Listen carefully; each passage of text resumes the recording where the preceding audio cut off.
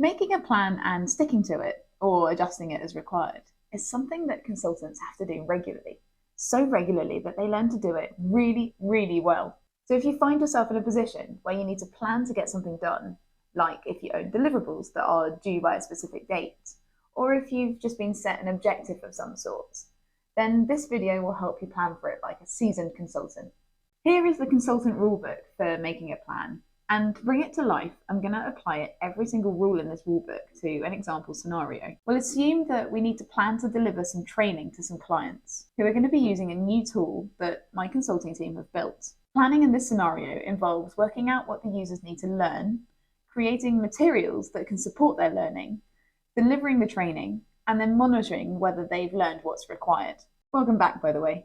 I'm Charlie, a consulting director and remote business owner, and my Consultant Explorer channel is to help you be so successful in management consulting that you are set up for total freedom to do whatever you want to in life. And that includes knowing how to plan so that you can meet milestones, achieve objectives, and smash your targets. Okay, so rule number 1 is start at the end and work backwards. Counterintuitive, right? Let's see how this applies to our training plan. So our end goal is that client users are able to use the new tool effectively when it's launched. And it's being launched in 8 weeks, so we have to start with that. And by the way, this is going to be a high-level plan because that's where planning always starts. But you can let me know in the comments if you want me to do a follow-up video to explain how to do a more detailed plan. So here's our 8 weeks. And let's put our milestone at the end, system launch, or in other words, go live. Now we know that we're currently at the start of week 1, and by the end of week 8, we've got a set of client users who are going to have to use the new tool. And the time in between is what is available to train up those users ahead of go live. Okay, next rule. Consider mid-plan milestones that you also need to achieve. So there are some key things that we're going to have to complete along the way, because without them complete, we won't be able to move to the next step. Or because there needs to be a certain amount of time after they're completed for other things to happen. Let's think about it. So before go live, all the users need to be completely prepared to use the new tool. And the only way we'll know if they're prepared is if they successfully pass some sort of test. So before go live, we need a testing period that culminates in everyone having passed the test. So let's say tests are all completed about a week before go live, for now, just to ensure there's any contingency in case anything goes wrong. Now, in order for anyone to take the test, they need to have learned the content of that test. Or in other words, they need to have been trained. So there needs to be a training period before that testing period, and it needs to finish with a decent amount of time left for the users to find the time within their busy work days to take the test and retake it if required. So let's put a training completion milestone in week 6, giving just over a week for people to pass the tests afterwards. Next, you guessed it, what needs to happen before the training can take place? The training preparation needs to happen. The format of the training has to be decided, and then the content for that training needs to be created. It might be a training portal, or it might be a set of documents that users have to read through, or it might be some presentations that will be presented to users to teach them. Whatever the method of training, some material needs to be created ahead of users going through that training. So let's put a milestone in for that, and let's ensure that it's enough in advance of the training completion milestone to allow time for training sessions to actually be scheduled in these busy people's diaries. Week 4 feels about right. So how will we know what materials to produce? What is it that users will need to learn in order to use the tool? We need some time to work that out and plan the actual content too. So before the materials can be created, we need to work out the specifics of what that material will cover. This could be another milestone, something like training modules identified. It'll probably take a couple of weeks to produce the material, and it will take at least a week to identify the modules, which is essentially training ourselves to begin with before we can work out the best way to train everyone else. So let's put this final milestone in week 2. Okay, next rule. Know the key steps to completing each milestone. This is where we can start to fill in the gaps of the skeleton plan that's coming together nicely here. Let's consider the key things we're going to need to do for each milestone so that we can really be sure that we've got enough time to complete everything according to this plan. In order to identify training modules, we'll first need to understand what's actually happening in this project. What are our users doing today versus what will they need to do with this new tool in the future? We'll call that as is versus to be. So understanding as is versus to be is one step. Once we've understood that, we'll need to see where the big differences are between the two, because that's what we'll need to train users on. So that's another step. And then once we've identified all the big differences, we'll need to somehow collect them together into groups that make sense for training to help users learn as fast and as easily as possible. So we'll group them into training modules. Then the next milestone is creating training material. What steps do we need to go through to complete all the material now that we've identified our modules? Well, firstly, we'll need to work out what training approach we're going to take. Will it be in-person sessions or desk-based reading or some sort of interactive training portal experience? Given the time available, we'll probably go with a mixture of in-person sessions and desk-based reading, and we'll need to plan what modules are part of in-person session materials versus desk-based materials, and what order the modules should be learned in, and which users need to know which parts of the training, and how we'll test users' knowledge to confirm they've learned what they need. So here's a planning step. Next, we'll need to draft up the training and test materials as planned. And given we have people on the consulting team who know this new technology inside out because they were involved in actually building it, we should run our materials past them too to make sure what we're telling users to do is exactly right. So that's a review step. And then there might be some changes to make based on feedback from that review step, which once done, we can consider the material ready. For the next milestone, we need to actually execute training. So we need to circulate the right training materials to the right people, and we need to schedule and run the in-person training sessions too. And there'll be some level of compliance and some level of absence. So we'll need to monitor and manage training completion rates to ensure everyone we need has done what they need to do. And once everyone has done all the required training, we need them to do tests too, to prove that they've learned what they need to know before they're asked to use the system. So we need to give users access to tests, monitor completion and pass rates, and ensure anyone is retraining on anything required where tests are proving a gap in knowledge. In the final week, we have some contingency in case any one of these milestones is delayed while the plan is in progress. But if all does go according to plan, then this final week will be a waiting period between users having completed all tests and the tool actually going live. During that week, users might reflect on everything they've learned and have questions, so we'll provide a level of continuous support over that week in case it's needed. Okay, we've got our key steps on this plan. Let's cover the next rule. Know how much time each of these things take you. This can be a great way to make sure the milestones are in the right place too. Let's have a look. We will probably need 4 to 5 days to understand everything. We can capture differences as we go, and then a couple of days to group different areas into modules. We'll need a couple of days for reviews and updates, which can happen in parallel, given we'll review with a few different people. We'll need most of the week to actually create all materials. So that leaves us a day to plan, which is probably okay. We'll need to provide access immediately, and we'll monitor completion rates throughout. The in-person sessions can take place over the course of a week or so, to fit around people's busy diaries. It'll be the same during the testing phase, immediate access, continuous monitoring, and support. And support during the final week will be continuous too.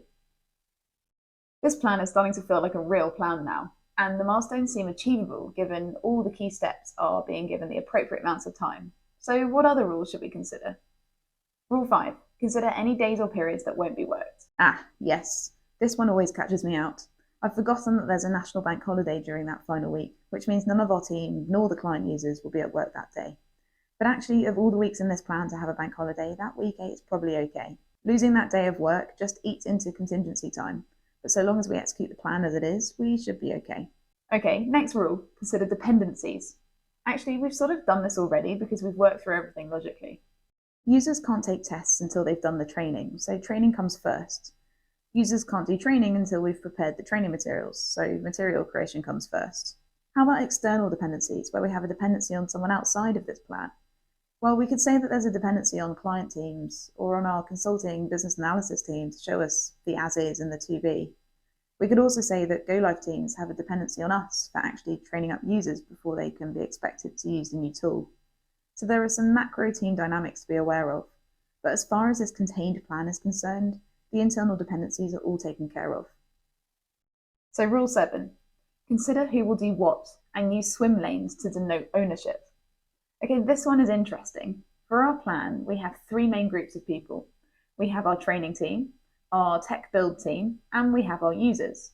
So we could split it into swim lanes so that it's easier to see who's doing what. So our build team are going to have to help in providing the as-is and to-be information.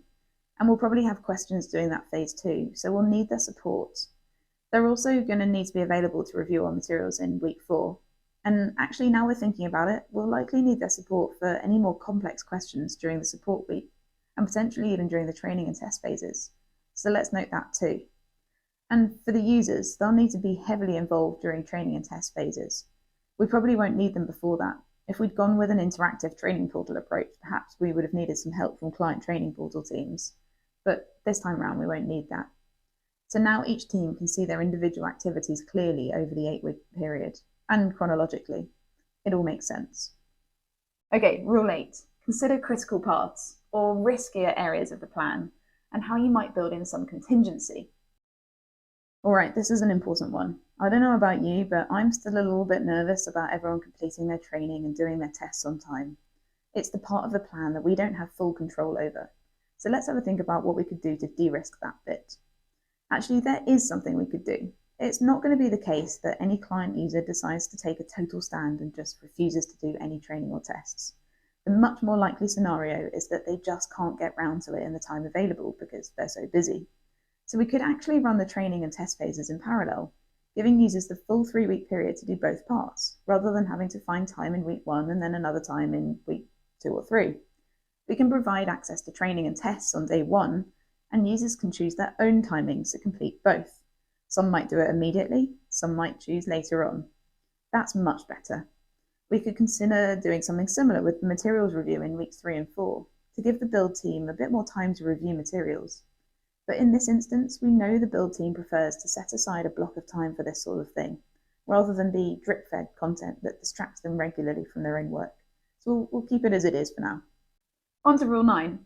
Consider how to create efficiencies.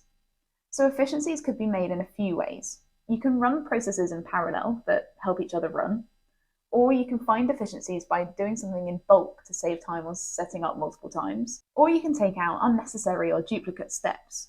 Or you can even repeat something that's been done before, so that this time that you do it, it's smooth, tested, and faster. So looking at our plan, perhaps there are a couple of efficiencies we can benefit from. We've already grouped together the as-is and to-be understanding processes, which should make it easier to spot the differences, and everything will be fresh in our minds. But even more efficient might be finding information on the differences that already exists. There'll be information captured by business analysts in requirements that explains key changes in process or tech.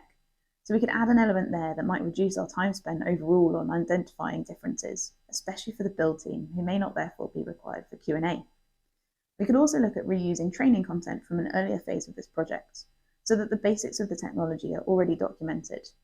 This would help accelerate the materials drafting process. And we could record our in-person training sessions to make them available for anyone who isn't able to make the specific time slot scheduled. Okay, that must be about it, right? Only a few rules left. Rule 10. Get your formatting right. Keep things aligned and nicely spaced. Use color coding. Use shapes consistently, like stars for milestones, chevrons for key steps. Check, check, check. Rule 11. Use the right tool to capture and track your plan. Okay, whilst a PowerPoint slide is useful to present a plan, and it's super easy to create, it's not a great place to actually track progress against a plan. There are other tools which are much more tailored to tracking, like Trello, Monday.com, Microsoft Projects, Jira, and even Excel. It'll come down to personal preference as to which you find easiest and most helpful to work with. I would generally use PowerPoint or Google Slides to map out and present a high-level plan like this, but then I'd capture the detailed steps, owners, due dates, risks, dependencies on another tool. Let me know in the comments what you like to use.